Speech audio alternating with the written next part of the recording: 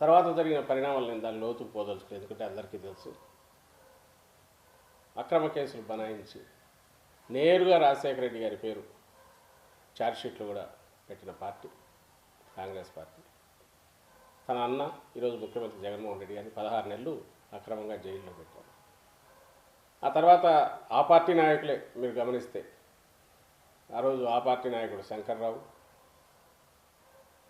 అలాగే ఇటువైపు నుంచి టీడీపీ నుంచి ఎర్రనాయుడు గారు, ఇంకొకరు అశోక్ గజపతిరాజు, వాళ్ళు కలిసి వేసిన కేసులు, కుమ్మక్కై వేసిన కేసు.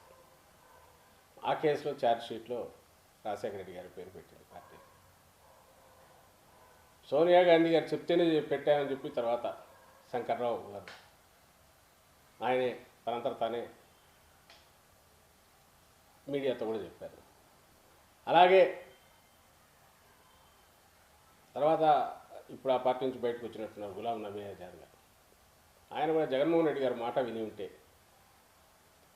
ఈ కేసులు పెట్టేవాళ్ళం కాదు, ఇలాంటి తప్పు ఇవన్నీ అక్రమ కేసులు, మాట విని ఉంటే ఇంకో రకంగా ఉండేవారు అని ఆయన చెప్తారు.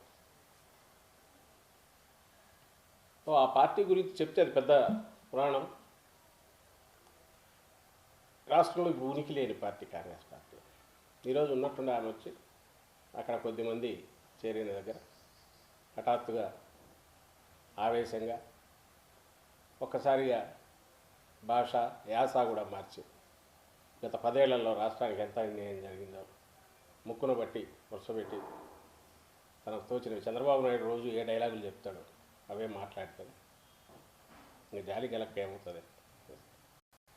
మేము అడిగేది 2-3 ప్రశ్నలు ఇక్కడ వస్తాయి. మామూలుగా అయితే దీనికి ఆన్సర్ ఇవ్వాల్సిన అవసరం లేదు, కానీ ఒక రాంగ్ సిగ్నల్స్. ఆమె వైఎస్ రాజశేఖర రెడ్డి గారి కూతురు కావడం, ఆ కుటుంబానికి ముఖ్యమంత్రి గారి సహోదరి కావడం, అలాగే ఆమె ఇచ్చిన సిగ్నల్స్, ఇస్తున్న పిలుపులు కన్ఫ్యూజన్ క్రియేట్ చేసే అవకాశం ఉంది. కాబట్టి మా పార్టీలో వాళ్ళకు కూడా దీనికి ఎట్లా రియాక్ట్ కావాలనో అర్థం కాని పరిస్థితి. ఎందుకంటే ఒకప్పుడు మా కుటుంబ సభ్యురాలుగా తన అన్నకు సపోర్టు అవసరమైనప్పుడు ఆమె కూడా పార్టీ దీంట్లో పార్టిసిపేట్ చేసిన నాయకురాలుగా ఉండేవాళ్ళు. కాబట్టి సహజంగానే ఏమైనా మాట్లాడాలన్నా కూడా హెసిటేట్ చేసేవాళ్ళు. కానీ ఆమె మాత్రం నేరుగా జగన్ రెడ్డి అన్నారు, నీ అంత అన్నారు. నేను రాజకీయ ప్లాట్ఫామ్ మీద నుంచి దిగిన తర్వాత ఈ పాత్రలో నేనేం మాట్లాడాలని మాట్లాడుతున్నానంటే మాట్లాడాను. ఇప్పుడు 2-3 క్వశ్చన్లు వస్తాయి, అందుకోసం సమాధానం కొంచెం చెప్పాల్సి వస్తుంది. షర్మిలమ్మ నిన్నటి వరకు తెలంగాణలో ఏం చేశారు 3 ఏళ్ళు? అక్కడ నుంచి ఇప్పుడు హఠాత్తుగా ఇటువైపు ఎందుకు వచ్చారు? తెలంగాణలో కాంగ్రెస్ ఉంది కదా, అక్కడే ఎందుకు చేయలేకపోయారు?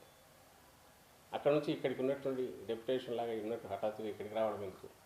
ఎవరి ఇంట్రెస్ట్ ప్రొటెక్ట్ చేయడానికి?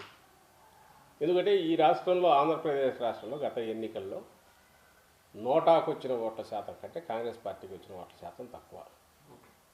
నాకు తెలిసి 1.28% ఎంతో నోటా